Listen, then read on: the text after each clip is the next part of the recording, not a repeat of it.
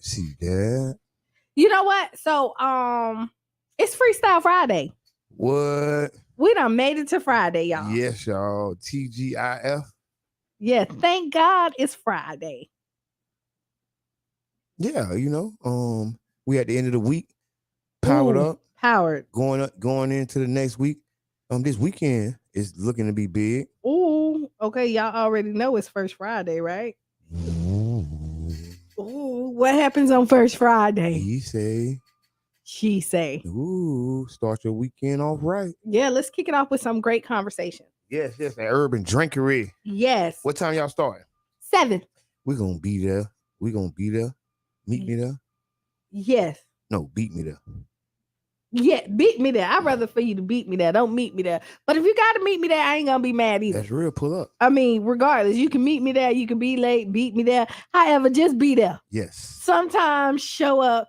And let me tell you, so if it's your birthday. Yeah, bring the party. Yeah, bring the party. Listen, you could pregame. Mm-hmm. Or you can just let it be the game. And ride. Right. Ride. Skirt. Go. Today my daddy's birthday. Yes. Happy birthday, Daddy. Hey, happy birthday. Michael Horsley, a.k.a. Lucky Leprechaun. Lucky Lep. Yeah. He turned 65 today. Oh, man. Lucky Lep. Mm-hmm. So, yes, we're going to turn up for him tonight, too. That's what's up. At the birthday, I invited people to come out for his birthday. So, if you know my father, come out. Give him some flowers. That's right. While he's still here and he can appreciate it. You know what I mean? Right. That's all. But yeah, so Friday we got He Say, She Say. Mm-hmm. My co-host this week is gonna be Mike Williams. Okay. You know which Mike Williams are? Lucci. Yeah. So I think it's gonna give another kind of excitement. Mike Lucci, what's up? What's up to the whole Luciano family? Yeah. Let's trendsetters. Listen. Trendsetters. Tag a friend. If you are watching on Facebook, tag a friend. If you're driving on your car, drive safe, put your seatbelt on, and ride out with us. Yeah, because that's what we do on Friday. Okay, so I started the tag, right? Mm-hmm. So hopefully people are coming in. I know we're so early in the morning. People this ain't early. This is regular time, man. Regular smegular time. So would you be up if you wasn't at the Breakfast Club? Yes, pretty much. For real? Yeah. I don't think I don't think I really slept in a lot.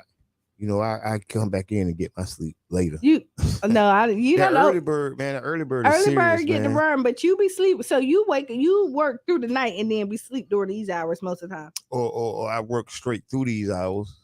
You know what I mean? However, so listen, come tonight. My co-host tonight is Mike Williams, Luciano, Reefer Gang, all the above. Ooh. And it's gonna be super dope. Be lit. Literally. It's gonna be so dope. So the conversation is gonna be bananas. Oh, so okay. Before we start, I have a question because it's Freestyle Friday. Even though we got some topics up here that we're gonna. We got some topics, and we're gonna talk about them. Good morning, Sharonda. So, Miss Davis. Okay. Good morning, Miss Robinson.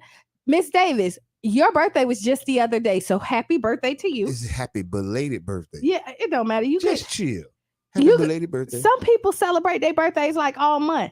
I know you do. I do. Soon as Libra season come in, I go. Hey, so don't even worry about missing my day. You got all month to bless me. Whole 30-day period. Yes, you could say happy birthday. You don't have to say belated because if you say I'm going to accept every gift every day. Until you don't want to give no more gifts. So, Sharon, y'all should come and do a birthday party tonight at He Say, She Say. What you think? Holla at me. You always on here. Tell us, your girls, if y'all got a babysitter, bring Damien. Because they got the baby, so sometimes they got to do the baby. You just said leave my dog home. Leave him home with the baby. No, I said bring him out. If you got a But it's her birthday. And last month was his birthday. That's real. You know what I mean? So come on out. Yeah. Pull up. Okay, so I have it's kind of like an ex Kiana. Somebody sent something to me. And so we will talk about it later on in the show. Pisces season. Oh, yours tomorrow. Come out. Celebrate tonight. And he say, she say. Tonight is my father's birthday. He turned 65. We're gonna have cake because I'm just gonna get a cake. So we could do it for the whole Pisces season. Turn up, bring your friend. Pre-game over here, or let it be the game at Urban Drinkery. Yes, right? Pre-game. All right, so we got some topics for today, right? What's the first topic? Get here. Okay, so Malcolm X family is suing the FBI. Let's start right there. I really believe they should have a strong case with overwhelming evidence and information that have came out over the years. Yes. That the FBI had set up. They had to play in. I think they already sued the city of New York and got a couple million. Get that money. I mean, it's interesting. You know, the conspiracy in the way that like the FBI run and move, and the way that they took this great man so early. I think that they should be, you know, they have to deal with the consequences of their actions because everybody else does. Now, that's just my opinion, you know what I mean? But I do know Malcolm was a man of great faith, and he was, you know, his time is his time. But I do think they took him too early. Yes. And they need consequences for their action. And law enforcement itself think that they're above the law. So if anybody else would have conspired or did anything that they would have done, then they would have been in prison at this point in time. Yeah, they crushed the movement. And I think a lot of more evidence is gonna come out during the case, during the lawsuit. They're laughing at you. They say, Jabbar, check your ding. Are you checking your email, man? LOL. He just picked up the phone, y'all. Talisha just said that. Man, oh my God, I got to do that. Oh. No. No, that was a message. Oh, don't. And check. I got it. No, he cannot check it right now. So Jabbar is not good at multitasking. Please do not give Mr. Edmond nothing message, else to message. do, okay? Because if he does, I'm gonna get it done. No. He's not gonna be able to like talk to us right here, right? So we back. We still talking about the Malcolm X family. Yeah, so go ahead. Who is suing the FBI for, I guess it's wrongful death. I don't know. And it's sad because, like I say, all the information that has came out. It shows it was like several agents from different angles. You know, I think one of the right-hand men was actually an agent. Right. You see it. Okay, so we saw it in The Lion of Judah, right? Judah, what was it? Judah and the Messiah. Okay. Judah. We saw how Judah and the Messiah, how the FBI, you know, did whatever. We saw it also in Billie Holiday. Oh, they did the Billie too? Because she had her song Strange Fruit. Yeah. I think it was. And it just talked about like the racism in there in America, and they didn't like it. Wow. They killed Billie Holiday? Yeah. For real? Yeah. Basically. If you didn't watch it, go back and watch Billie Holiday documentary. Well, her movie. Wow. Yes. That's intense. It is. So I think they should get all their money. Get your money. I mean, I think they owe us. I think they owe more than money. I think the reality of the situation is like they kind of crippled the movement with those murders. Well, you know what I think. You know, they know how powerful we are. They do. This is why. Obviously. Duh, big red truck. Obviously. So they know how powerful we are. So if they can get ahead of it to destroy it, like we're seeing it right now, even with the Uhura movement. We're seeing it right now in modern day time. Live right in front of us. Live right in front of us, how the FBI will twist and turn and then turn people against you. Like Intentionally, you're thinking boldface. right. They'll come in and boldface. Hey, let's set up a meeting and talk about everything that we don't got. And you see, like, just And look at we what ain't the gonna take- year is going through right now. They're taking away a grant, like Yes, just on. yes. They're taking away their grant for radio. And in this world, I thought that we had freedom of speech, especially in America. You know what I mean? And now let me say this: just because you have freedom of speech doesn't mean that your speech don't have consequences, right? Yeah. But there is freedom of speech right here, and so they took away their grant, right? They raided their house. You know, and so we can see the same thing happening right now in modern day time. So But just FYI, they don't change the playbook. Listen, they just keep on playing. And I want to say this: that's why it's important for us to support community radio, Mm-hmm. right? So that we don't have to go and ask Big Brother them for anything, right? Because it's a clear pattern of trying to stop anything great we cooking up. You know what I mean? It's like the hate is real. It is. Right. So since we're talking about donations and community radio, let's go right here. For everybody that's already on, I want you to go to the bottom of the page. Share it, please. Share it. Once you share it, comment. Tag a friend, tell them to wake up, no more sleeping in bed. It's Friday. Thank God it's Friday. We made it through the whole week. And now we can party the weekend out. Now, if this ain't your Friday, I understand, but still enjoy it. I don't think it's my Friday, but every Friday is a Friday. It is somewhere. And then right there, send stars, right? The stars, if you've never received them before, they're $200. I mean, they're $200. Facebook gives $200 for free. Right, give them to us. We appreciate it. Thank you for the people who have been sending stars. Sometimes we don't see it until afterward, but we definitely appreciate you. Once you send the stars, if you need to purchase some more, they're a cent a piece. Just like any great deal, the more you buy, the cheaper they are. Now, we are still doing a marathon. You can donate. Go to the second donate button on the website on 99 on I have to get the exact website on there, but go to the website, do the donation, send it, and we appreciate it. Right? You looked over here at me. I did, and I know you didn't know it. I gave you the get out face. You did. Brother John say he is on his way. Brother Jay is on the way. Hey, but look, and I want to talk about this. We went to a couple meetings on. Okay, let's stop. The call program with the organizations they have put together, the community assistance liaison program, where when someone calls 911 for like a mental health issue, that they will send out some professionals, mental health professionals, people with resources, really to not lock everybody up all the time, right? The program, they did the stats of the program. We waiting to get the copy of the presentation so we can present it to the community in a bigger and better format, so people can see what's going on with the community and where their money going. I think so too. So we talked. So last Wednesday we had a really in-depth conversation about the drug epidemic here, and how it affected our community. Yep.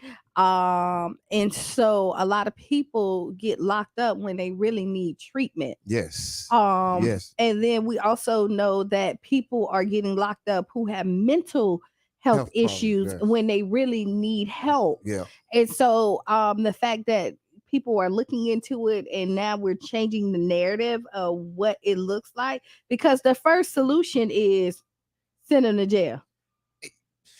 I mean, right? Traditionally, correct, yes. And what we need to do, the system is broken, so we need to change it. Yeah. And so that revolving door, cut that revolving door out. Right, because we want successful citizens, right? We don't want to send you to jail and then you come back out and you still have that same problem, because I've never been to prison, but from what I hear, you can get everything you want.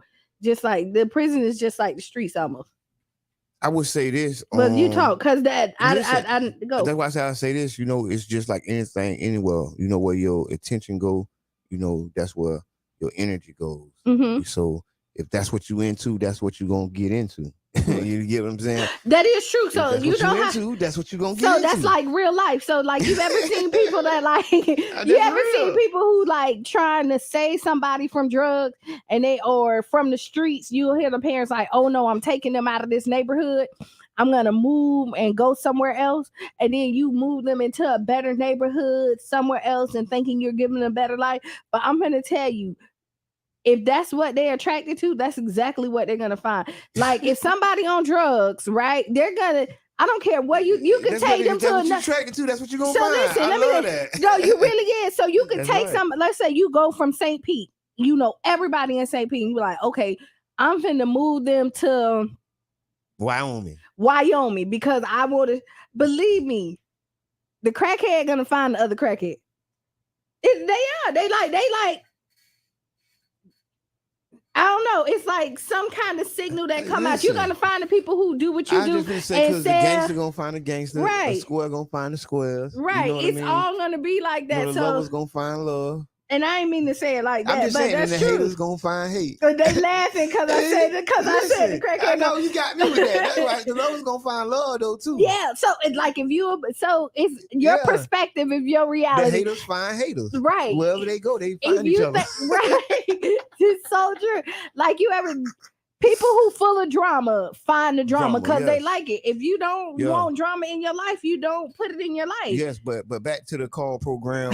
They laughing. yes, back to the call program. We attended. It was at the Healthy Foundation of St. Pete. Mhm. They had the chief of police and others make presentations. And I like one big thing that the chief said, and he said, you know, some of these problems we can't arrest our way out of, right?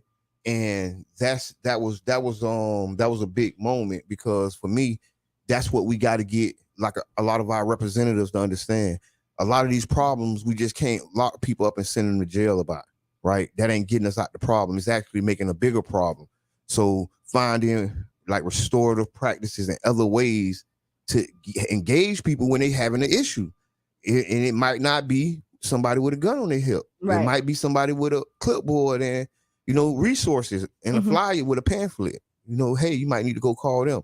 Oh, hey, so big ups to them doing a good job. You know what so this is just me thinking. I think we should start a program. Maybe the school system, or somebody need to implement it. I don't know if I can, but somebody, if you hear it and you think you could do it, do it. Hey, Javier. So, what I'm thinking is starting at a young age, like doing therapy. You know what? Nothing intense, but teaching people, early, teaching people conflict resolution and how to manage stress. Yep. Because these are things that end up pushing you into that kind of lifestyle. Because one, you don't know conflict resolution, and so and now you don't know how to deal with the stress, right? And so with the conflict, right? You all in my head. Listen, you feel where I'm coming from. I'm right there with you. It's compounded, and a lot of times it do be compounded. So having, the tools and the things that you need to deal with those issues will be 1,000% beneficial to the community. Big ups to Brother John, yours, brotherjohn.com. So did you hear what we was just talking about? I heard it all. Yeah, I did. Look, I gave you the prompts. Good morning. This is your brother John. I'm coming in like Reno Moore. I started to call in first. Hey. And give my 2 cents. When you late, come in like you're early. Not come in like you're on time. Come in like you're on time. So. You may not come when you want. Yeah, like God. Be there right on time. Be there right on. Javier, you want to tell the people hey this morning? Okay, he gone. He wanted he wanted that dopamine. That got dog. So look, I want to chime in on y'all. You still on the call program? I know yes, sir. It's a delay sometime on the radio. Yeah. And the thing that I didn't hear Mr. Edmonds say, and he wouldn't say it, is his contribution to it. Because when the chief was talking about it, and every time he talked about it, he shout out Mr. Edmond because Mr. Edmond was like pushing them to do this. You know what I'm saying? And so thank you, my brother, for organizing. Man, thank y'all. Y'all gave me the knowledge. Y'all put me in a place where I had something to talk about when I talk to these people. Man, thank you for putting your body on the line. Thank you for willing, because the context for this, y'all, was during the wake of the George Floyd thing. Y'all remember the summer of 2020, right? Right. Right after George Floyd, and Mr. Edmond, he like, was on the cover, I think, of the St. Pete Times with his fist up because they was marching in the street for like 100 days, demanding change, demanding that something different be done, and was having conversations. He actually, through CDAT, he led a group of, took a group of the organizers. They call them Movement St. Pete. Yeah, the movement. And when they opened up, they start off by talking about Movement St. Pete, but they don't talk about the fact that CDAT actually was helping to organize them and taking them to Washington, D.C. Yes, for the 55th anniversary on the march on Washington. Yep. Like we was in the mix, like on the elevator with Al Sharpton. Like really rubbing elbows with Dr. King children, the sons, and you know what I'm saying? It was like really a monumental experience for me personally. And I'm a grown man. Right. So can I say this? You tell everybody, like you be like, Keanu, you need to write a book. Brother, you need to write. All us really need to write a book. Like we can all write a book about something, right? But like, and he did. He really did that. You know what I'm saying? Like that ain't. No big shots out. Like no cap. But listen, big shots out to Carla Bristol. Big shots out to one and only our guy Reno Moore. Because we actually went out there like a team, man. Big shots out to Raheem Fitzgerald. Ra, what's up, man? And it's still a beautiful thing when we still see these guys, man, these young adults, growing up and just still growing up doing their thing. And so can I say this is that we be like, there's no change. But when you look at this, you look that there is change. It might not move as fast as we want it to move. It was a major change. But we're seeing it wasn't just change. Like that was a major change. This man to my left was instrumental in getting the St. Petersburg Police Department to stop sending armed police officers to calls where people had nonviolent mental health issues. Like that's huge. It was revolutionary. That's why they was having that meeting because it's big. Because it's been a nationwide, thing. And the thing that when the chief mentioned his name, he talked about it in the context of him. Tell him what you told the chief. That always make him say your name. I told him, we was talking like after one of those meetings, one of the things we was doing so much, it was crazy. And I was telling him, I was like, hey man, you can really lead right now. Don't nobody know what to do.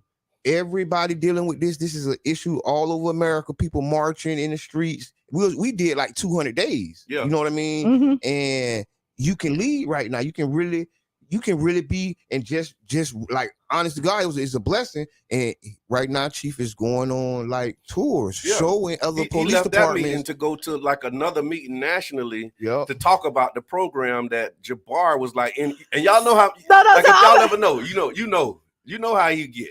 He is, but in my mind, I'm finna tell you right now, Jabbar, you need to go and get your percentage. Right now, this is what my mind just went. If he's doing tours, you need your 10%. I'm gonna send my manager in. I got you. Ask you. I got you. I'm finna listen. If you want me, humble, he won't say it. Right. You know what I mean? Like he talking about the meeting, like he just went and we did just go. You know what I mean?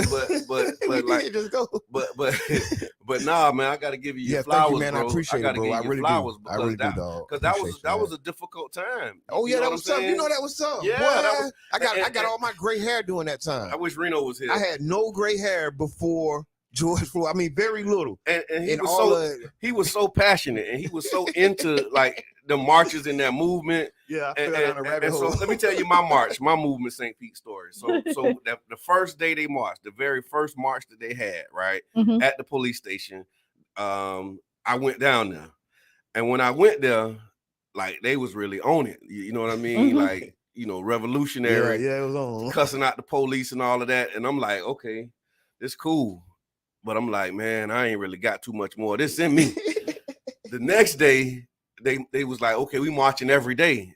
Mr. Edmond was there from then on. Yeah. And he was so passionate about it. Like we had an intervention. Can we talk about the intervention? Yeah. We called him. We was like, man, you know, what you doing, bro? And it was the height. It's not only that, it was the height of COVID. Yes, it was the height of COVID. Listen, and we was running the office for FRCC. No, this was right before that. But we came in, but we was coming into it like FRCC. Right into that. And we was like, man, what you doing? They had a real intervention with you. We was like, what are you doing, bro? Like, you know, we got your back, we support you, but like, where's this going? Yeah. What's happening? What's the goal? What's the objective? Y'all know me, right? That was me. I'm like, what's the purpose, man? But what's the objective? I'm glad you say that. How to communicate? This is how checks and balances. You need to because you want me to tell you. So can I say this? Because like Mr. Edmond has so much to say. Sometimes he just want to be heard, right? And he don't have no reason at this point, but because he got so much in there and he believes in this community so much. If he has a time to get it out, it could be at a church service, and if it's the right person, if it's somebody that Justin, we ain't talking about that. But I love it. Yeah. So that was the call story. I don't want to, like belabor that point, but he really like stepped up in a way that I don't think it's talked about enough. I was about to say it's not appreciated, but it is. But people it's just people don't know that it was you, man. It's like the man behind the curtain, and there's so much in our community that happens that is inspired by him. The structural racism study, and like the work that we do in Childs Park, and that just me being on city council, like a lot of this stuff is you, man. His wife is a school board member. Like, you think that just happened? You know what I'm saying? Like this man is really about this life for real. He really is committed to this. And I appreciate that, because when we talk about checks and balances, like he that Energizer bunny with the battery in the back that just keep going and going and going. When like even today, like that's why I was like, I gotta come in here, like I gotta be here today, because when I started hearing y'all talk about it, I knew he wasn't gonna say that part. So it's like, come on, man. Oh, thank you. Thank you. I know he's not gonna say that. Thank you. He's not gonna talk thank you. Because when I asked would you come, I got a maybe. We'll see. I had a plan. Let's see. No, I'm gonna tell you. Well, look, that's why y'all got topics in there. Yeah. That's why it's queued up, right? I saw you did it at 2:00 in the morning. I saw. Yeah, and so when you call and you just called me like a little bit after 2:00. Good morning, Fancy Nancy. So let me tell you about since it's Freestyle Friday. So yesterday, another reasons why I was like 2:00 in the morning, I had my first marathon council meeting. I seen it. I rode with you for a partial piece of it. Yeah. But boy, it was going. It was a marathon. How many speakers they had? So it was two issues that we was voting on that really turned out a lot of people, right? The housing. So it was one zoning. So we changed in zoning. We actually voted to change it. We had the first reading on a zoning change. Which is going to allow more multifamily housing along certain corridors. It's neighborhood traditional multifamily. So it's basically opening up the door for us to put like more triplexes and quadplexes in major corridors. And there was some people in different areas who had an issue with that. They don't want, multifamily housing in their areas. Because they're like single family neighborhoods and all of that stuff. Historic neighborhoods had a problem with it because they were concerned that it would change the character of the neighborhood and the way the neighborhoods looked. And so they came out, and it was probably about 90 of them that spoke on that. And you got to think, 90 speakers, 3 minutes apiece. Y'all could do the math. You know what I mean? So it's like 3 hours just for that issue. At a recess. The second issue was the Palm Lake development. It's a church on 22nd Avenue North. That we had to review and ultimately approve their site plan, because they want to develop affordable housing for people with disabilities in their area. And it was a lot of people that came out and spoken, opposition to that. You know what I'm saying? Some in favor, but mostly in opposition. So like 100 people that signed up to speak to that. And it was a contentious, meeting. But it was just like one of them long ones. And they've been telling me about those days where they've had, they meaning other council members, like, yeah, we used to be here to like midnight and be here to 1:00 in the morning. And I'm like, okay, thank God we don't deal with that. But so tonight was mine and Council Member Floyd's first, what we call marathon meetings, where we didn't get out of there until like 11:00. came home still amped up and energied up. So I was like, okay, let me get ready for the show in the morning. That ended up being 2:00 this morning. And so at 7:00, when it was time to be here, I was calling them good and loud. Because I'm not like Mr. Edmond. I can't just work through and get to sleep on the back end. I catch you. I'm too old for that now, man. I catch you later. I'm getting that way. I'm getting that way. But yeah, thank you, Brother John, for all you do, because the marathons yeah, it was amazing. Are one of those unappreciated things that people don't know, because you never have really, you know what I'm saying, a council member to really explain that to you in a big way like that. Yeah. You know what I'm saying? Don't know that about those 6-hour, 8-hour meetings that you already had 4 hours in. And just think about what your attention span has to look like. Wow. Because you think people talk to you, and how often do you zone out when like you having to talk with your family and with your friend? Like you catch the key word. Gotta be so effective. So just think you gotta listen to everybody. No, I'm just saying, so 3 minutes, you listen to somebody, then you gotta listen to somebody. So you really have to you a fool for that. But you're right. Because then now another person. And now I gotta listen. I'll bring you some coffee next time. I'm gonna tell you what keep me focused though, because I remember us organizing and bringing people. And so like I remember being on the other side of that dais with us, you know, coming up doing the marathon, doing the marathon, like we organized the marathon. Look, organized the marathon. You don't want to be the person. We have organized marathon. You don't want your people to be the one that they zone out on. No, so you don't, because somebody getting zoned out on. You don't.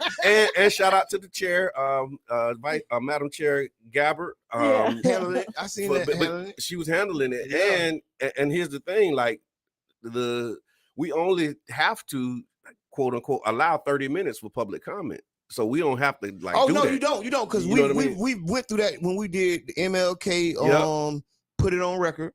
For the record. And about 100 people came. We actually packed the City Hall the same and way. overflow. Same way. The very same way. And we got down to that 30-minute mark. And they said enough is enough. And the chair was like, "Okay, we finna close." We exploded enough. Wait! I got so much to say. No, but that's what happened. And so shout out to the chair for like making the call and saying we're gonna make sure that we. And I think Amy was the one that helped. I think Lisa was chair and was like, "Hey, we have options." You don't have to. Like, it's not hard like that. And they came down and calmed us down. Hey, it's all right. We got y'all some more time. Y'all. Well, you know what? Thank you. So with that being said, we voted in some good people that really believe in the community and about doing the work. So that is a big, big props up. We have to. I said we can't, and that's what started me into my role in politics, because I felt like I was letting anybody that's in office down. You know what I mean? We're blaming you for the problem, but then we're not a part of the solution. I don't want to be in the complaint line. You know what I mean? If there's not a solution. And part of the solution is making sure that we vote like-minded people who believe in us and gonna do the work, so that then they have allies up there so they can get stuff passed. If they don't have the allies, I don't care what they believe in. We can throw it to them. They can throw it out. Yeah. That's political literacy. They're gonna because you literate politically, you understand that, right? So, and a lot of people don't. So you be asked, are they going to approve those? And yes, we did approve. So this is, for both of them, it's 2 readings on these. So we approved the first reading, and the next time we're going to be talking about it is on March the 23rd, where we'll be having another conversation. March 23rd, come out. Get your people, because one thing we got to do is be involved. We got access. So now we know dates, we know times, we know little indicators now. Big shouts out to all the people who doing the work. Because Brother John, after we come back from the break, we got a couple of minutes, but I want to ask you, how does it feel to be on the other side of the marathon? I can tell you that in 4 minutes. All right, go. On the other side of the marathon, I mean, here's the thing. It feel good. I'll say that's the short answer, right? That's the trying to get it into 4 minutes. It feel good, but it's definitely an eye opener. It's definitely sometimes surreal. Like yesterday was surreal because you get to a point in your deliberation as a council member where like legal have to bring you back to like what you can really do. You know what I'm saying? And I think that's that's that hurt. You know what I'm saying? Like, and heartbreak for a lot of people is because they're expecting you to do things that you really legally can't do, because they're asking us to vote. They're not asking us to vote on a thing. Like, for example, we were voting on whether or not it's certain criteria that has to be met in order for a site plan to be approved. And then once the basic criteria is met, then administration can introduce other special conditions of the approval. And then if we agree with those special conditions, then we can say, yeah, we agree with those, or you should add this or something like that. But at the end of the day, what we're voting on is like, you know, is it consistent with one of the plans or something like that? So it could be totally wild and crazy, something that you might not be in favor of, but it's consistent with the plan that they've already developed. So it's one of them moments where. So does it give you like some compassion for before you was on the council? I always had that. No, I'm just asking, like, more understanding, because like we've sat up here and like invited council, like, listen, we don't understand why you made this decision. Please come and sit down here, because we don't want to be mad at you. But when you break it down like that, sometimes stuff is out of your control. Even though your heart is here to do it legally, you can't. And then we're mad at you. But if you break it down on the steps, then it may be a little bit more understanding. So before we go, I just want to say some laws are meant to be broken. I agree with that. I agree with that. That's right. Hey, confront it and walk with it. And that's the other part of it. Like, even if you want to break that law, you have to get, in my case, 4 other people to break that law with you. You know what I'm saying? But listen, that's how we got desegregation. That's how we got a lot of progressive things. People took that chance and they went to court about it. But that's why you can't be afraid of that lawsuit. But to the point about, you know, understanding, like, I've always had that, and that was part of the reason why I didn't want to be in that position, because it's like, oh well, they can't really do nothing anyway, or, you know, like, et cetera, et cetera. But now I really see the confines, you know, that we have to operate in, and you do have to be creative, you do have to be innovative, you have to be very aware of when something is a preference, when something is a tradition, and when something is a law or requirement. And so sometimes you're right, like, it's just like we all prefer that it be done this way, or we all would agree, like, well, we've always done it this way, or it'd be like, no, this is the way that it has to be done. You know what I'm saying? And I'm also, the other thing that I'm learning is just the way that the things that I can expect from other council members that help support your decision. You know what I mean? And one of the people who actually opposed my my appointment has been the most helpful on the dais, and because of the questions that she asked. You know what I'm saying? And she'll ask like clarifying questions that will help frame the conversation. And it's like, okay, that was a real good question. And the answer is like, okay, I didn't even know I had that question, but I'm glad you asked it, because now that helped, you know, kind of position where we are and what we can actually do. So yeah, it's a good job, man. I thank y'all for supporting me and putting me there. You are Brother John. Your brother John, our brother John, everybody's brother John. So with that being said, Brother John and the crew, because somebody called us Brother John and the crew before. Oh, really? I don't remember that. Oh no, when we were doing for New Year's, remember we was at we had to come in here and it was like Brother John and the crew. Oh yeah, I remember yeah. But so Brother John and the crew, that rubbed you some kind of way. No, I just thought it was funny. Brother John and the crew is about to take a break for Democracy Now! We'll be right back. And we'll be back. Brother John and the crew on 99 J. The members about China's behavior. So the statement talks about the need to have freedom of navigation and overflight, transparent lending, that it opposes any unilateral attempt to change the status quo or to raise tensions in the South and East China Seas. That kind of language in this statement, clearly directed at China, but without mentioning Beijing by name. The Colombian president, Gustavo Petro, has called for protesters in the Amazon to release dozens of police and oil workers. It follows a deadly clash between local residents and the security forces. With more details, Warren Bull reports. Community leaders in the province of Caquetá seized 79 police officers and 9 oilfield workers on Thursday after a policeman and a civilian were killed in clashes. Residents have blockaded the compound of an oil exploration company, Emerald Energy, which they want to build a new road in the area. President Petro demanded the release of the hostages to prevent a new escalation of violence. Colombian police say dissident members of the FARC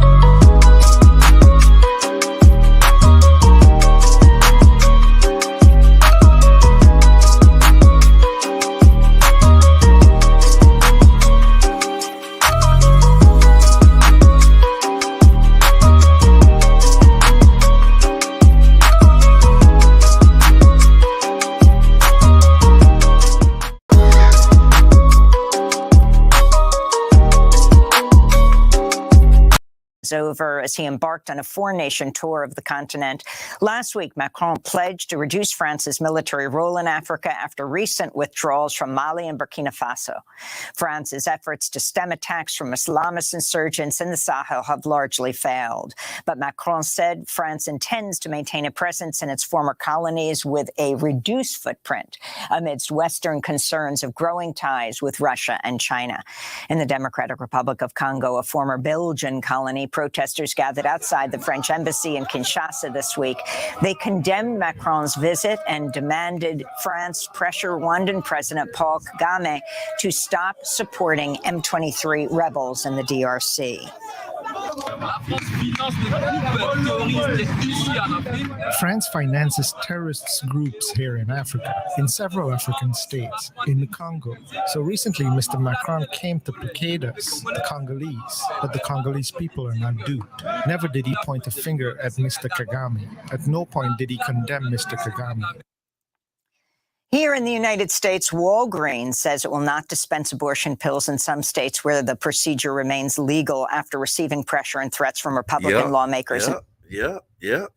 Welcome back to the Tampa Bay Breakfast Club. I'm your brother John. This is Kiana. I am the one and only Groove Master, Love Doctor. Edmund. Well, if you are tuning in, Master Love, Doctor, Mr. Edmund. did you wait? Did you He had to do see? his radio. Did Does you it sound good in the headphones? It does. It does sound good when you like get real close to it. The Groove Doctor. The Groove You tuned Doctor. into 99 Gems, .1 Carefesta Radio. The bird. Oh yeah. It's Freestyle Friday, y'all. So look, so before the break, and really earlier this morning, I heard y'all talking about how you can get whatever you want in prison, and how you attract you know whatever it is that you're into, where your attention goes, your energy flows. So speaking about like how, so that's the metaphysical piece of it. But there was an actual deputy in Hillsborough County Sheriff's Office that recently resigned because of an investigation into allegations that he sold THC oil vape pens and edibles to inmates in the county jail. Getting it in. He was bringing it in. So Deputy Marlon Blankenship resigned during an ongoing investigation that could result in criminal charges. The sheriff's office confirmed this week. The records have not been released yet as to what was the basis for the warrants, but they basically launched this investigation back in September when deputies at the Falklandburg Road Jail discovered 2 THC oil vape pens in the bunk of an inmate, according to the affidavits. And then after they found the oil vape pen, he rolled over. He didn't roll over. It was actually his girlfriend who gave the money to the deputy to make the one who snitched. She the one who snitched. Yeah, the girlfriend. Snitched. The girlfriend snitched. You got to choose your partners wisely. Well. So here's the thing. So for some reason they dropped the charges on the inmate because they got the bigger fish. Yeah. Okay. So that's what happened. They got the bigger fish, and then it's like part of a larger thing because it was another deputy that was arrested and charged earlier for bringing pot-laced food into the jail. See, I'm gonna say this, and this is not in defense of nobody or nothing that's going on, but the price of housing got people doing strange things for a little change. And I'm finna say, no, because I like that because I wasn't gonna say that, but I was saying, but just say, if you buy, and let's say you got your the dots, that dot was way, and he made that connection. It's the price of housing. Look, it was some dots along the way that you could have connected, but you went all the way and connected. Follow the Eastern Star. It will get you there. Connected that one big time. And look, and I don't disagree. But no, in my mind, this is what I was thinking. Oh, he was making some money. So let me tell you. I said the man had a pound of brownies in his lunch. They said he had a pound of pot-laced brownies.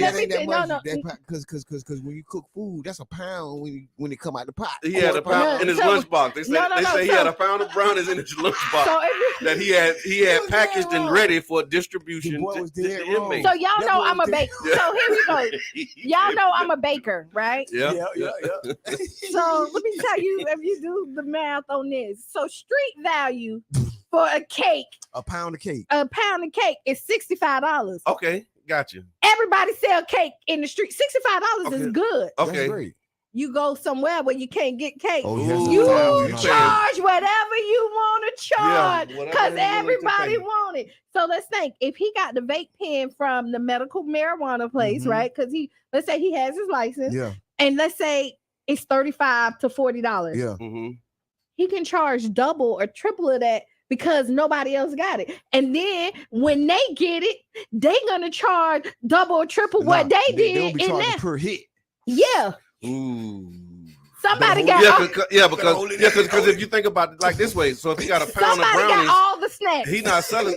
So like his portion sizes, he probably got little, bite size. You know what I'm saying? Yeah, because Zoom Zooms and Wham Whams. That's what they call it. Zoom Zooms and Wham Whams. Okay, I was wondering what that is. What is Zoom Zooms and Wham Whams? You gotta break down the product. Okay. You know what I mean? Like you gotta you get the whole product, but then you spend $150. How do you double it? You gotta break it down. Listen. Okay, so it says Look, they let you be laughing. Listen, how did we get here? Exposito told the investigators he paid $37,000 for vape pens and gummies in multiple transactions, spending from May or June of 2022. So he snitched too? Through it was the girlfriend. She was telling them they would speak to his girlfriend in coded language to discuss payments to Deputy Blankenship, referring to Blankenship as the lawyer or the landlord. They had it's a way that you do anything. And investigators corroborated that information by listening on the phone and video calls between Ortiz and his girlfriend. So he would say, we got to pay the lawyer this week. You know what I'm saying? And paying the lawyer was rearing up on that was really good. But let me tell you, she should. And first of all, they couldn't. She did. They work for them. That's usually how it's done. Right? And honestly, like organize yourself out of a job. Organize yourself out of a job. And now you out of a relationship too. Ooh, boo, boo. Yeah. No, let's still get back together. You know how that goes. Yeah. Listen, man, I done seen some strange things. For a little change. Oh my God. I'm just saying. Yeah, times are tough. Okay, so what else we have on this? TikTok got banned. From where? The federal government. Federal government. So no more TikTok on government devices within the next 30 days. I think that's productive. I think that's very productive. They need to make them take Facebook off and all. Yeah. No government phone should have no social media on it. Okay. That's the direction that they're moving because in response to this, I don't know if it's in response. You give so many permissions. Yeah. You don't know when you sign that permission and that what they say we updated the paperwork. Yeah.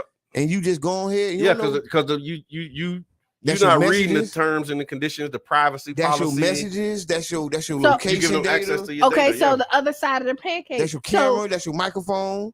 You get what I'm saying? Ooh. And now I got your camera and microphone. Okay, wait, listen. So flip side of the pancake, since they're banning it, that means that they no longer can use TikTok or anything No, I'm just saying it can't be on your. No. I'm just saying. No, I'm asking you a question. I want to answer your question. Okay, it sounds like you asked the question. No, so it is gonna be a question. Okay, no, so it's really a statement. So when it's yeah, it was rhetorical.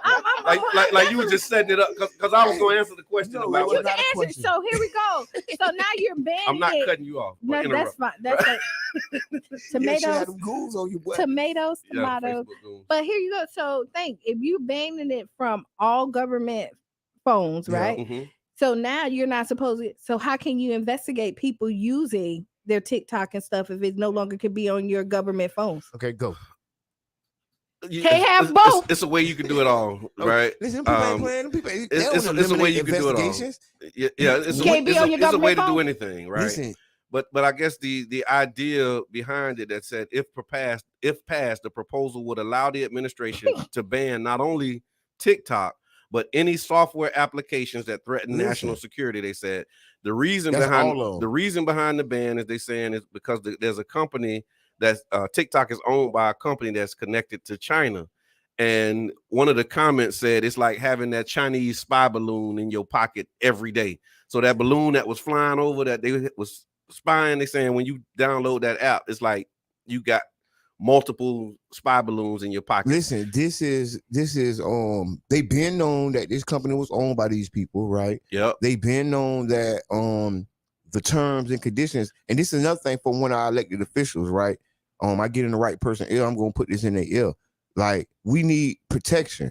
We need somebody to put some regulations on what these people are taking, like this information and data they just wholesale taking from us. Yeah, there needs to be guidelines and restrictions for these companies. So it's like the Wild Wild West. They can just get all your data. Right now they're listening. Our phones flip flop. They turn in the microphone on and recording conversations. Yeah. So we can say we were mad at Trump about a lot of stuff, but Trump tried to ban them. When he was he definitely tried to ban them when he was because he knew China. You get to China. And look, and that's the other part of it, right? So with the ban, because it's also in Florida. So DeSantis saying he's going to ban TikTok on college and school campuses.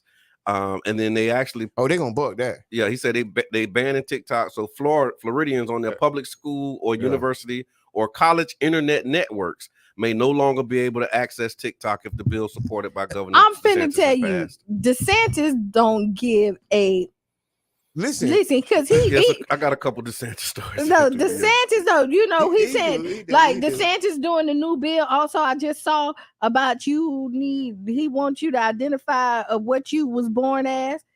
He taking away the pronouns. So what he is wanted this DeSantis watch? No, he's saying like until all the way up. There's to actually a section on the Tampa Bay Times website where you got news, you got politics, you got counties, and then there's a DeSantis button.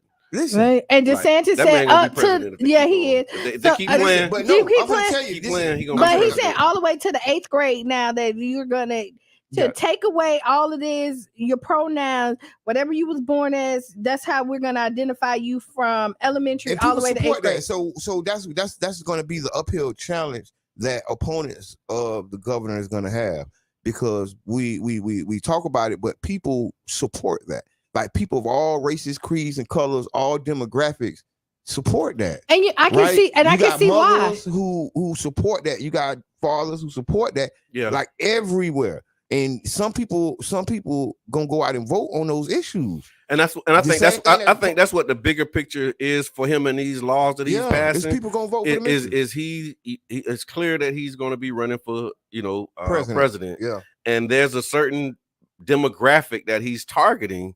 And so a lot of these policies are targeting the demographic. Let me give you another DeSantis story. So DeSantis, cancel the DeSantis. Somebody. So something else he did, because we in the legislative session right now. But before you go there, I want to say about the college campuses. Okay, thank you. That's where revolutions start. Yeah. So somebody advisor needs to whisper, right? Because you don't play on college campuses. There's so many revolutions and so much has started because those college kids or those young adults mobilized. So that's all I want to add. No, thank you. That made me look at this other part of it. They said House Republicans, this is the national thing. House Republicans are expected to move forward Tuesday with the bill that would give Biden the power to ban TikTok nationwide. The legislation proposed looks to circumvent the challenges the administration would face in court if they move forward with sanctions against the social media company. If passed, the proposal would allow the administration to ban not only TikTok, but any software applications that threaten national security. I read that earlier.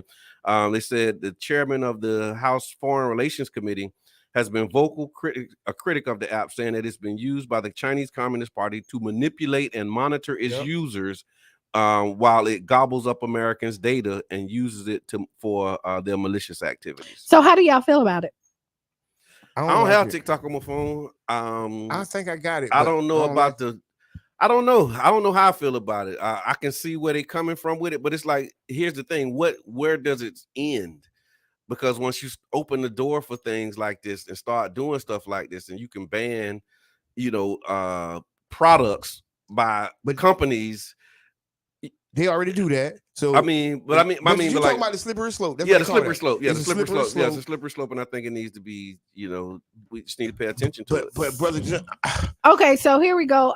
It's a spy tool. We got to get it out of here. Okay, so this is how I'm thinking about it: is parenting. Right? Yeah. Is that sometimes as parents, you got to make hard decisions that your children don't understand. That's right. And just because we're going to be mad at it, it's for the best interest of the people, the greater good. And I think where America has come, and I know we done gave so much freedom to so much stuff that stuff is out of control. So here's what I say, and I hear that. I unite with that. I totally unite with that. I am a parent. I am a grandparent, and I do get. And I'll flip on the other side. Don't get me wrong. No, it's just this thought that, like,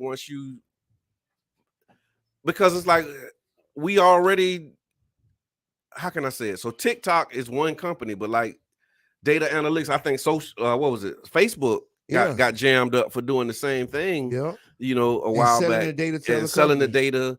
Yeah. And so it's just, paying attention to what we paying attention to, and like, they're telling us right now that TikTok is the enemy, and we like, oh yeah, TikTok is the enemy. They bad.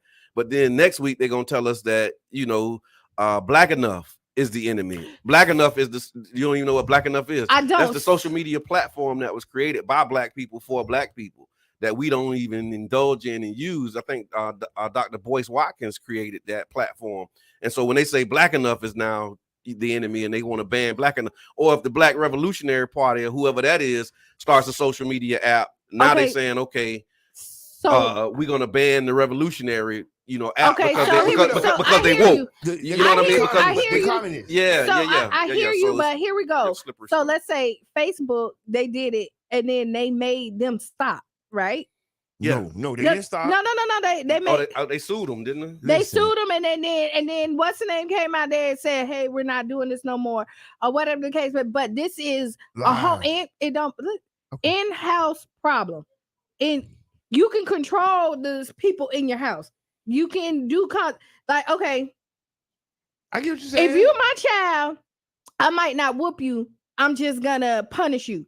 But an outside person coming to do it, you can't let outside people come. You can't come in the house. So TikTok is not an American company. It's a Chinese company, right? And so their consequences can be stronger and more. Courtney, thank you for this comment. Courtney says, what's wrong with blocking TikTok? Hasn't it become a huge distraction with our youth? All these kids gyrating and carrying on through this site.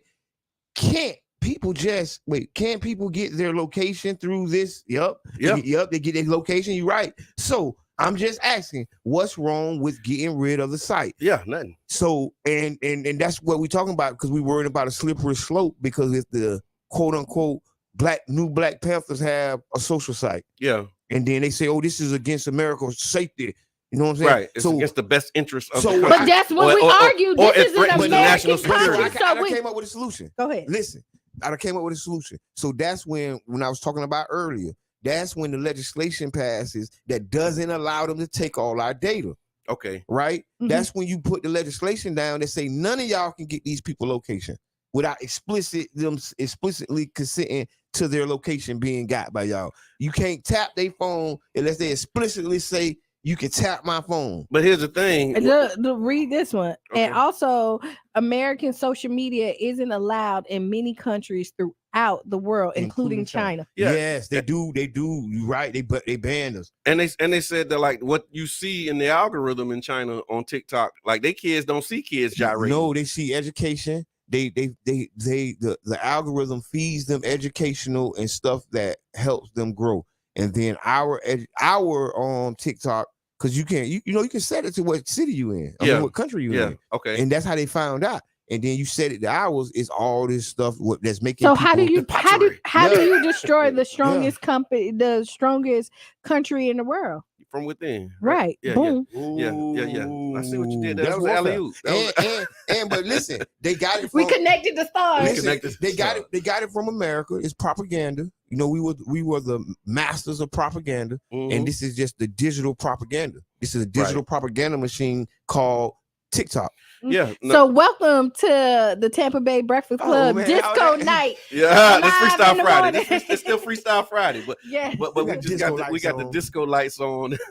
Doing something. We freestyling. We decided we wanted to do the club morning. No, that's just Mr. Edmund messing with stuff. He done hit the button and turned the thing on, and we just agreed with it. Let's go. That's kind of cool. We just went with it. So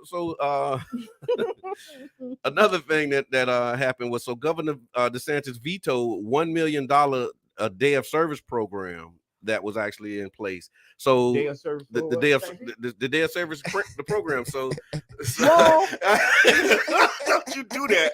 Don't you do that. Don't you do it. Don't do it. So y'all can't see my face. So I don't do it. Don't you do it. Oh, y'all can see it a little bit. But okay, go ahead. Go ahead. The Freestyle Friday. Do it if you want to. So let me set it up. Let me set it up. The Martin Luther King Day of Service Grants is a program. The grants were available for 7 years, first in Hillsborough and Pinellas counties, and then later in Broward County. The project was sponsored by Senator Darrell Rousseau of St. Pete and developed in Hillsborough County by Joanne Mosley and another person. And in 2019-2020, in its last year, 33 organizations ranging from church groups to fraternities, sororities, nonprofits, they received a total of $123,000. Nearly 3,000 volunteers contributed to more than 13,000 hours of their time on these day of service projects. We actually see that actually had a day of service grant, and when we began in the New Image Project, where we went around and we recorded and documented everybody who was doing a day of service project. We didn't get the grant though. We gave it back. They gave it to us. And okay. They was tripping. See. Listen, this is how we operate now. Hold on. No, they gave us a grant, but they was like trying to make us do all kind of stuff for a little bit of money. Guess who we told them? Y'all can keep it. Y'all can keep it. They wanted y'all to really hula hoop. Man, they wanted us to do all kind of stuff for that little money. And it was a little bit of money. It was a little bit of money, and it was a lot of stuff that they was trying to get us to do. So we was like, just chill, don't worry about it, sweetheart. We gave them back the grant, and we still did the project. Yeah, we had a bunch of youth that came from different schools. We worked with Lakewood High School. Yep. We did interviews. We worked with Jake Ann's son. Yep, Jake Ann's son. I seen him still with a camera in his hand, and I said that was amazing because I remember that we did that project. We was teaching them how to do it. We taught them how to use cameras, phones, whatever you had, whatever instruments you had. We taught them to go out and use it, make the video, upload the video, and we're gonna put it up. We're gonna edit it and do the thing. Just so I'm clear, so next year, day of service, the money is gone. The money's gone. The DeSantis vetoed the money, so that program that provided support for 3,000 volunteers, 13,000 hours. He said, "Nah, we trying to save money. We trying to cut costs. And and they're not going to do it." The other part of that, when we talk about the New Image Project, and it just came to me in this moment when we did that was 2018, and that was the year when I had that incident with the police officer. Yes, remember wow. Because I was leaving MLK to go back home, be with my family. My mother-in-law had recently passed, and we had been doing videos all day. I was running around all day, going to different projects, and I was recording, saying, "Okay, tell me about your project. Tell me what you're doing." Yeah, we did several on. It's still online right now. And so when I was on my way home, I got to 28th Street and 18th Avenue, and the street was blocked off. So I'm still like in interview camera mode. So I'm like, okay, I pulled over, popped out my camera, and I'm like, hey, what's going on here? I'm talking to the police saying, what y'all doing?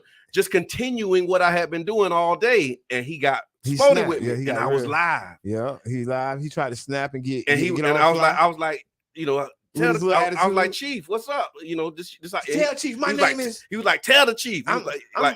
He didn't know who I was. I'm Corporal. He didn't know, and I ain't saying that like I'm somebody, but you somebody. But he didn't know who I was. Yeah, because he would have moved different. He would have moved different if he had an inkling of thought. I was just a young black male that day. And if he would have thought that because he know you was live, he probably thought you was just recording.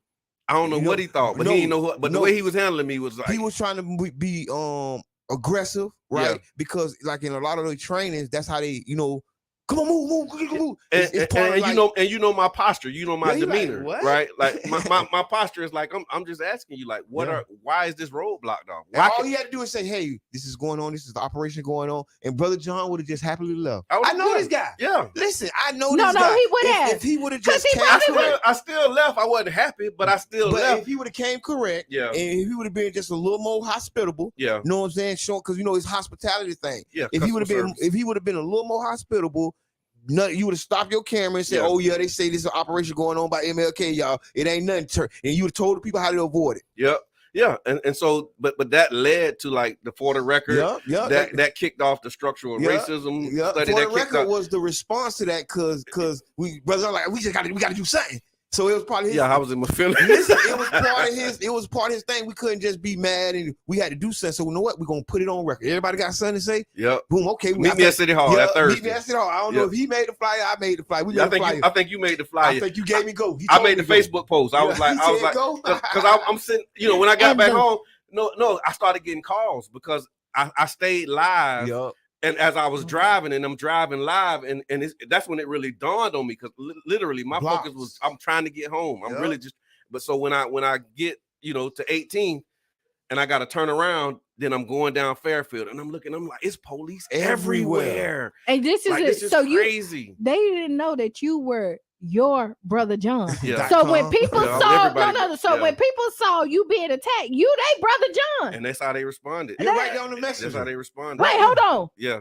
Like in the live, what's going on? Listen, I'm watching it. I'm like, oh boy, what they doing? He don't know what he doing. Like you like this? Stop it! No, don't go! No. we organized, and actually, I swear, and it was so much that one of the security guards at City Hall told us they have never seen that many black people in City Hall speaking. Wow, on an issue. And everybody, which go back to what we said earlier. That was the meeting where the chair stopped the speaking. Yeah, because there was so many people, and they say they never seen. They know we come. Usually, we come to City Hall and protest. We stand on the steps. Right. Right. That time we went in, and that's why I said for the record, because I said it was other people who had this experience. Yeah, and put it on record. And so I want y'all to come. You got 3 minutes to come and speak to City Council and just tell what your experience was. And that's what happened. So what is the reason DeSantis vetoed the $1 million? It's cutting costs. He basically, I mean, the stated reason. Because I mean, there's so many grants out there. It's such a small part of the budget. Yeah, it ain't nothing. That it's not like That's saving nobody. Zero. 0.0. Yeah, it's like way behind the decimal percentage of the budget. And it does, and it's doing good. Yeah, like people are volunteering their time. But so is teaching Black history. But listen, this is why we have to get off of the titty. Right, I'm just gonna give it to you. We cannot. Where's the views expressed? We gotta get off the tip, man. We have to listen. There's no way we can expect these people to fund our empowerment. Yes, it's delusional to think, right? It almost feels we're gonna give you this money just to really hold you back anyway. Right? Yeah. Because really we need 20 million. What you mean a couple million for 3 cities? What is you talking about? You thought I was playing. The views expressed. Listen, all I'm saying, we need 20 million. Yeah, we do. What are we doing right now? Yeah. Right?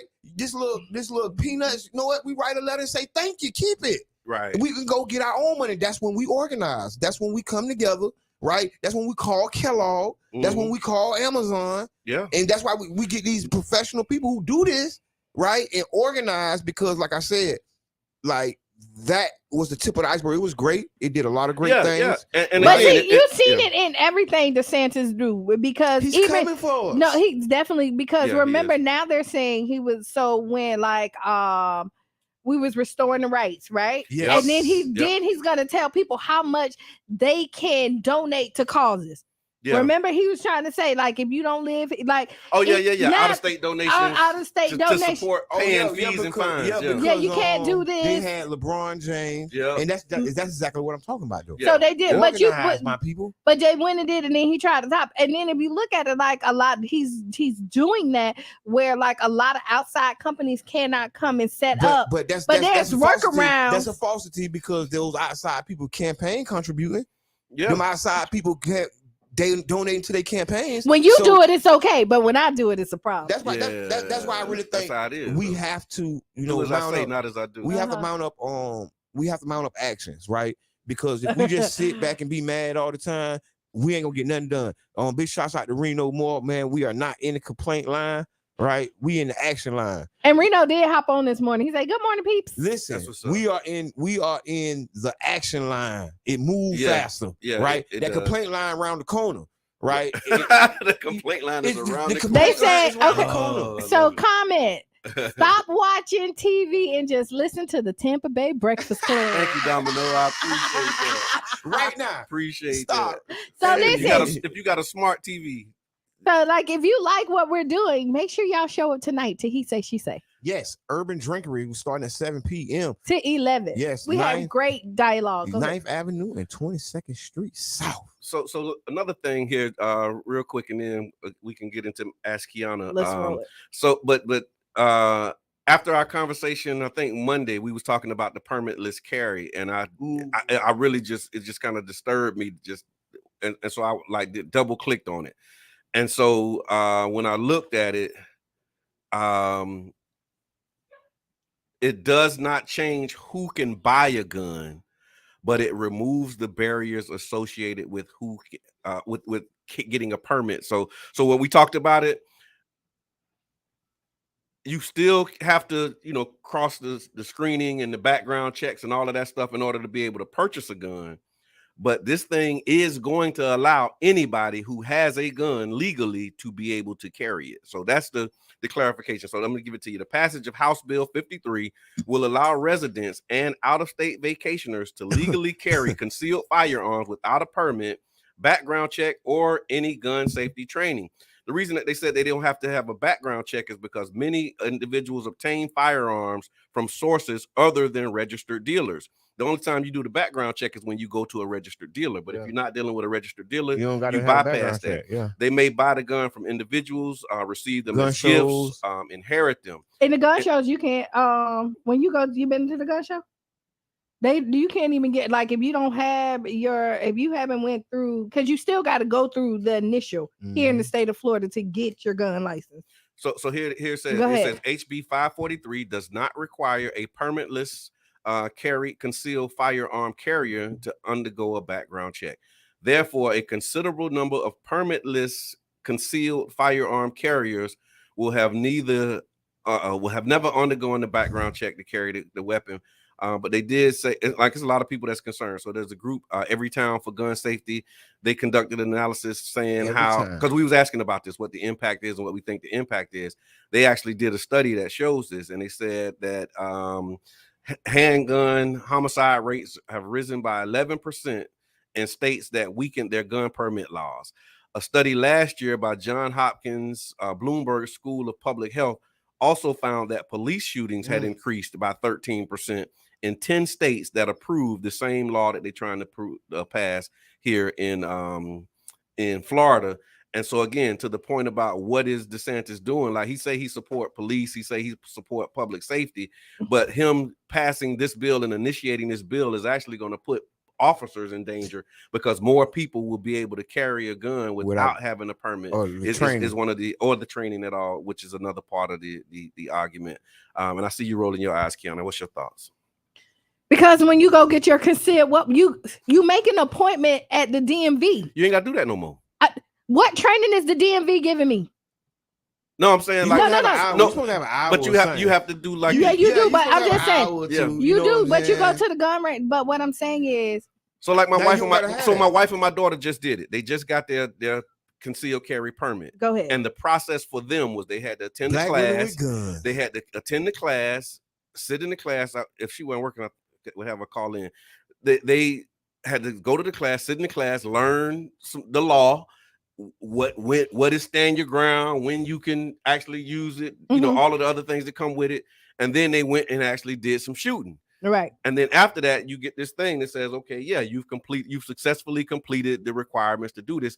Then you make your appointment to go to the DMV. That's when you start get the actual thing. So you still have to, not they're concealed to get your gun license. That's what they do. What they're saying is you don't have to have a license. Is what I'm telling you. No, what they're saying is you still have to go through the gun class. Original. No, that's what you're saying. But what the law is saying is you don't have to. So you don't have to. All you have to do is be qualified to have a gun. To if you are able to buy a gun legally, you can carry that gun. Period. That's what the law is saying. It's no other barrier. That's what. So they've removed the barrier of being able to carry your gun. So you go buy a gun from you.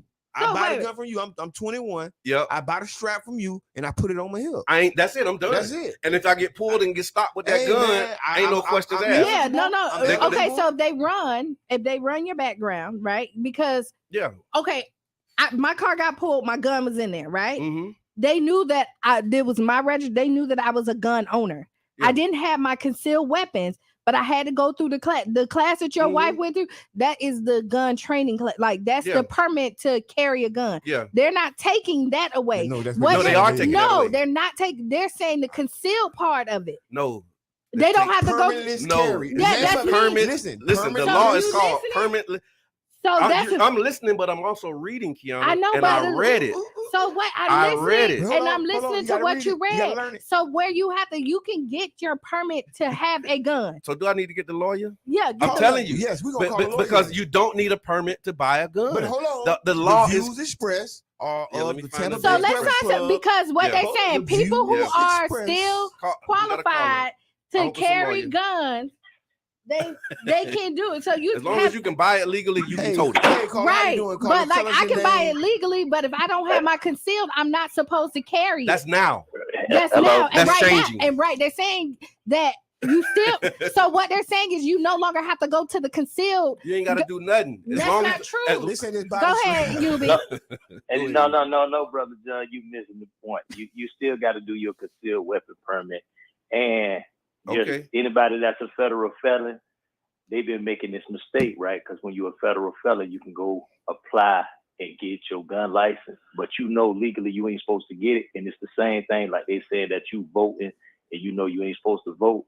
So you go get that gun license and you think you legal, but you didn't get a pardon from the president, so you don't have the right to have a gun. So even though you got the card and you walk around like you legal, you just basically like riding on a suspended license because you ain't supposed to have it. And it's your responsibility to know that you ain't supposed to have it. And so when you go get that gun, they take you straight to jail. They put you right in prison. They charge you with a firearms charge, and that's what's going to happen. So don't misunderstand that law. And I'm going to try to get a friend of mine that's a certified I appreciate pistol that. instructor, and he'll explain it to you. But yes, you still got to go to the class. You still got to register your fingerprints. You still got to turn them over to the Department of Agriculture. You still got to get a gun license. It's Okay. just open carry so that you don't have to conceal it. In other words, Well, that's what they said. It's different. No, they said it's different. No, it's not open carry because there's a senator that was saying that DeSantis was a chump for going for this because they want open carry. Open carry is just The gun where you can on here. So that you can. So here you go. and some people were saying DeSantis, like they were saying permitless carry don't go far enough. That was the other side. Okay, of it. here we go. So let me break it down because I heard the law that you read, right? Your wife originally went and got her gun license. You still have to get your gun license. I don't have a card that says that I have my gun license, but I'm registered.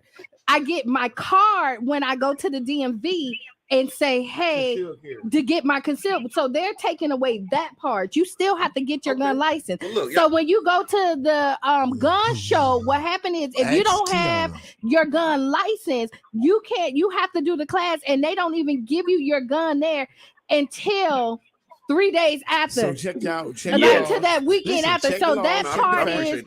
So here's the thing. If you know anything about me, you know one thing about me is I ain't never trying to be dead right. Yeah. You know what I'm saying? And so yeah, I think check the law.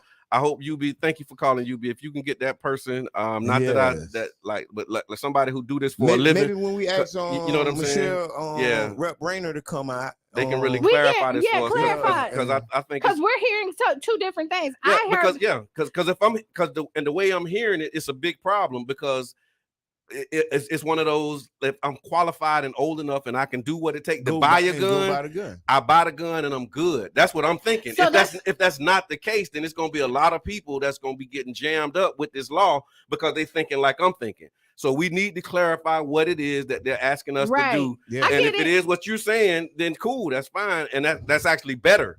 But the way that I'm reading it right now and everything that I'm seeing and all of the comments from like Andrew Warren and other people in Every Town Gun, they're saying what I'm saying. These are people who do this, and advocate for it all the time. But again, I ain't trying to be dead right because they want to. And if I'm wrong, I'm wrong. But when I'm hearing it, and I want somebody to come in. But again, like when I'm hearing it, they say qualified people.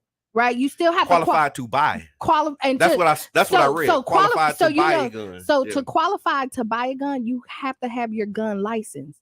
Okay. That's the qualification to buy a gun. That's what they said. But in other cases, the way that you might inherit a gun, and there's no checks and balances on that. So if I inherit a gun, if somebody leave me a gun, my uncle just if he leave me a gun, so I don't have to do nothing else to carry that gun according to what. And then what's gonna happen if they're gonna be? That's just like a criminal don't follow laws. If you listen, if you don't follow, if you inherit a gun and then you didn't go get your gun license, you are a criminal. But if the state's saying you don't worry about it, no, the state is saying if So the state is saying you don't have to get your concealed weapons to carry it. Okay. It's not saying that you don't have to They said qualified gun owners, which is look. I'm done. Yeah. So, All right, let's go to I say the what I say. Kiana. I don't agree with that because I didn't read it that way. So we're gonna come back. We're gonna Elmo. We're gonna everybody. Let's move on.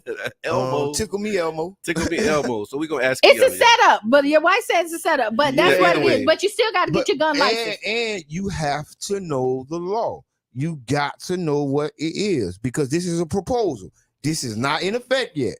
But it's gonna pass. This is coming down the pipe. It's gonna pass. So I mean, hey, I seen the man veto stuff. So, no, he's the one that's like amping it up. Right. He's leading the charge for this. Oh, and they have the super majority, and that's the other problem that people have. I know we said Elmo. The problem that people have is like because it's people who don't really support it, but they just following along with DeSantis because they don't want to be on the other side of DeSantis.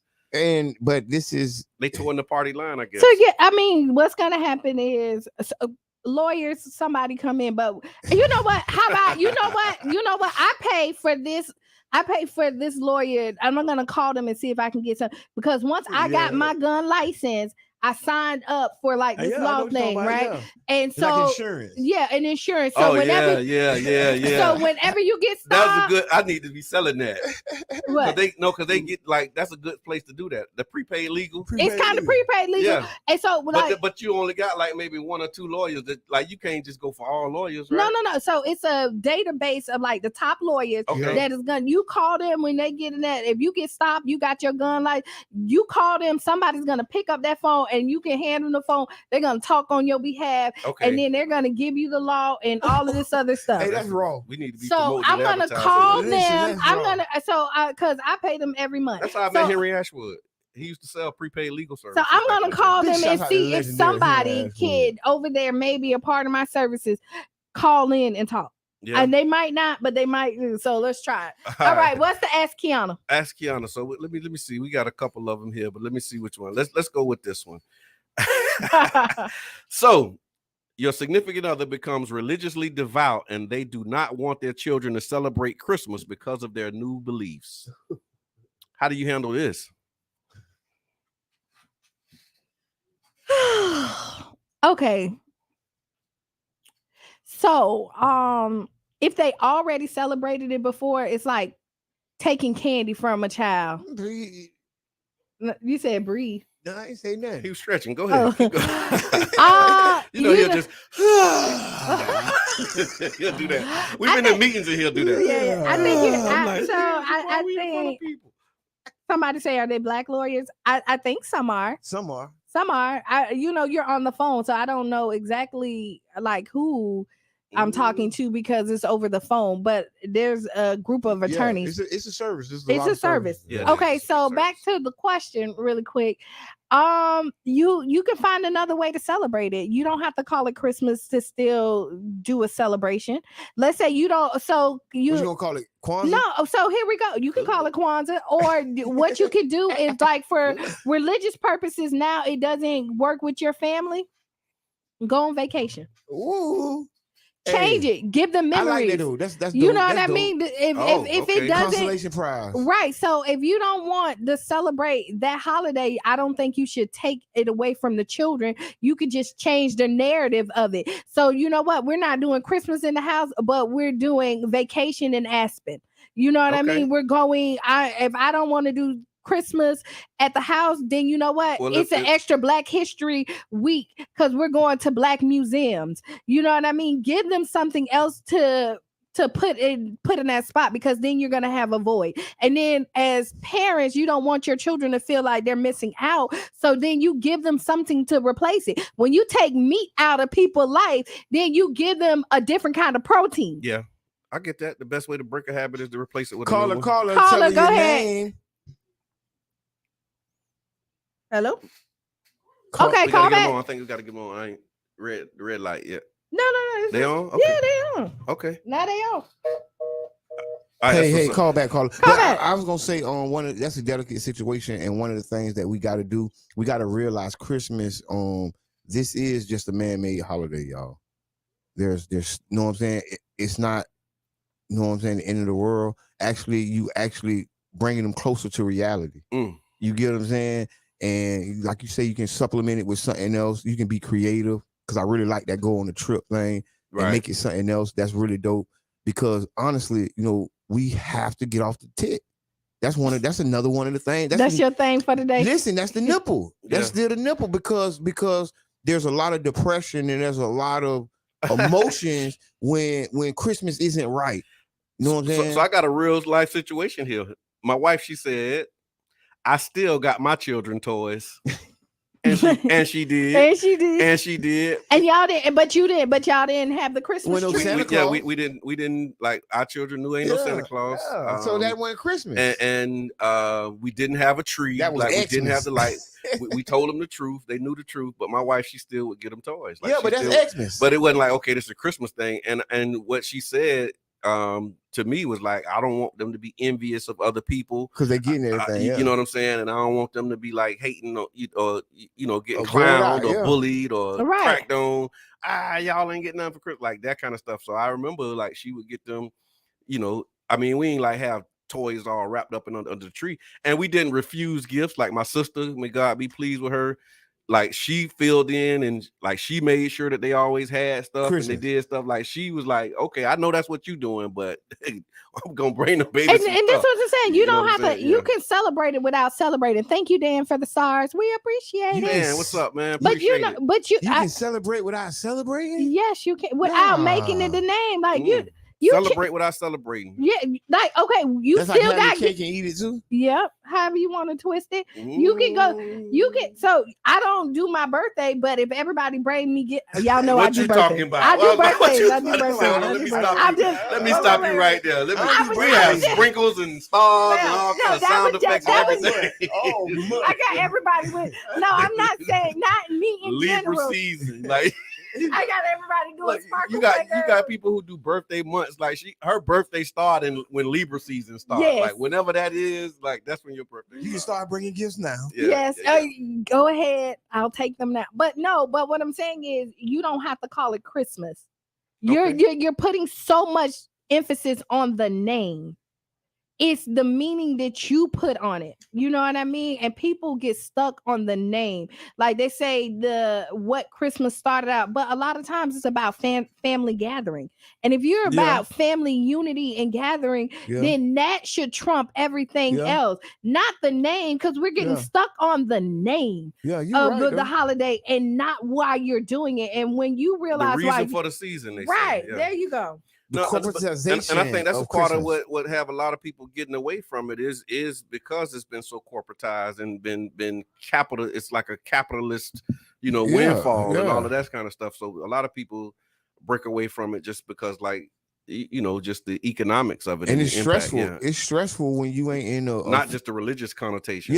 But it's stressful when you're not in a financial situation to do for your family or to have those gifts or to take that the trip. Social pressure. And that's what hurts people. That's why some people can't stand the holidays. Some people can't wait to smell the cinnamon in the air and what they call it, the eggnog, and that's their thing. But some people like, hey man, I can't wait for this junk to be over. Hey, see, I'm one of them people. I can't wait till holidays get here.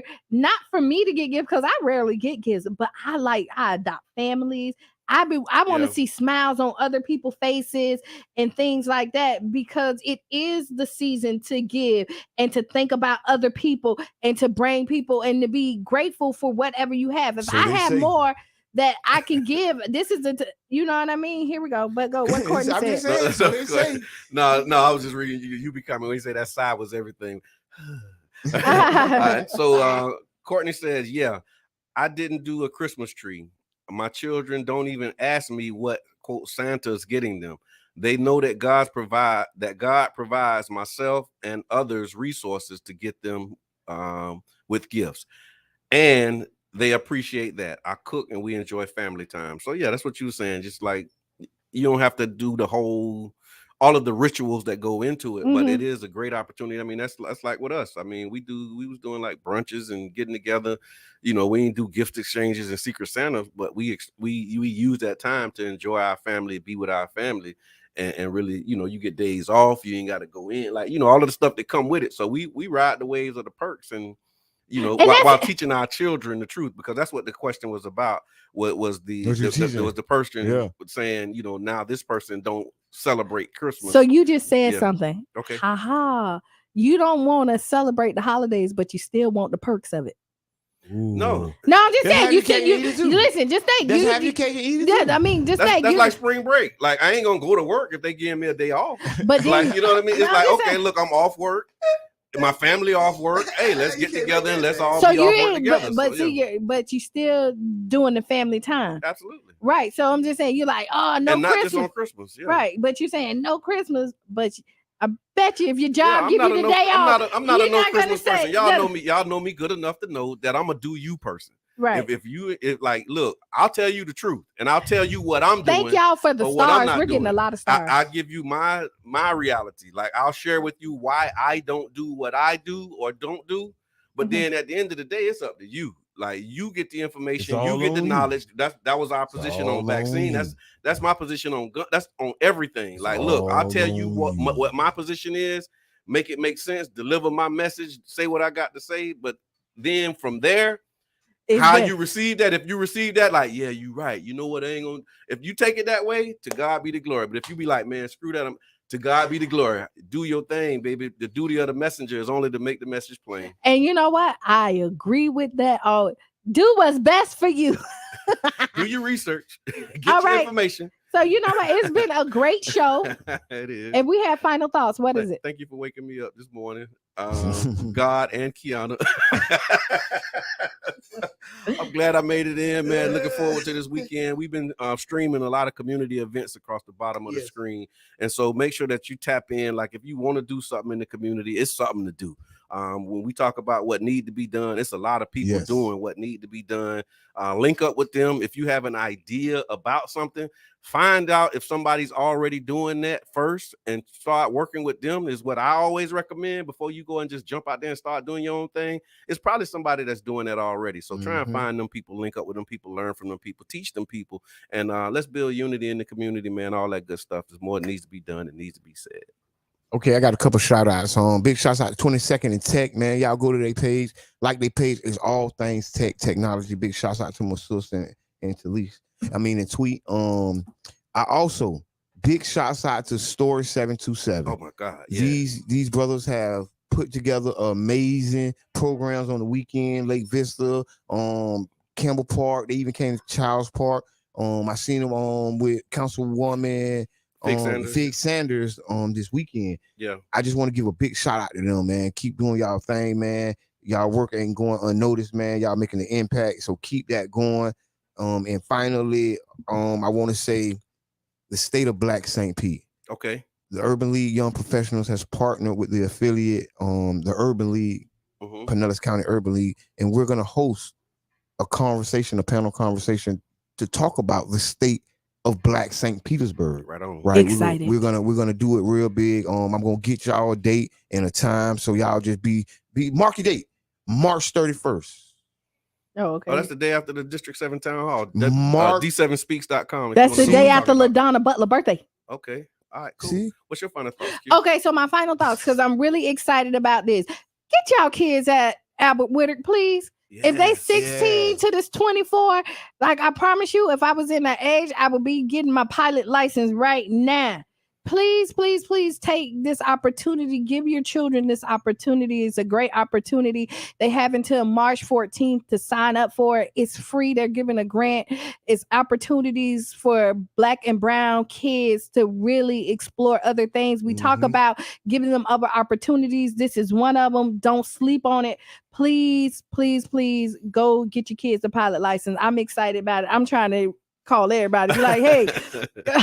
But also get Ray in this class. Yes, please. All right. And also beat me tonight at He Say She Say. It's gonna be a great night tonight. I also have my co-host Mike Williams is gonna be there, Luciano, aka Reefer Gang. However you want to say it, it's gonna be a great night. Be the change you want to be. Write down those 5 things. He Say She Say is going to be part of those 5 things that made you laugh, giggle, and smile. And then Tampa Bay Breakfast Club also need to be on those 5 things, because I think we do that every Monday, Wednesday, Friday, and Sunday. And that's it. All right. Well, this has been the Tampa Bay Breakfast Club. I'm your brother John. This is I'm Kiana. the one and only Mr. Edmund. We out. Have a great weekend. But I exit, boy. Agape Soul Boutique, high-end boutique looks and quality with affordable pricing. Located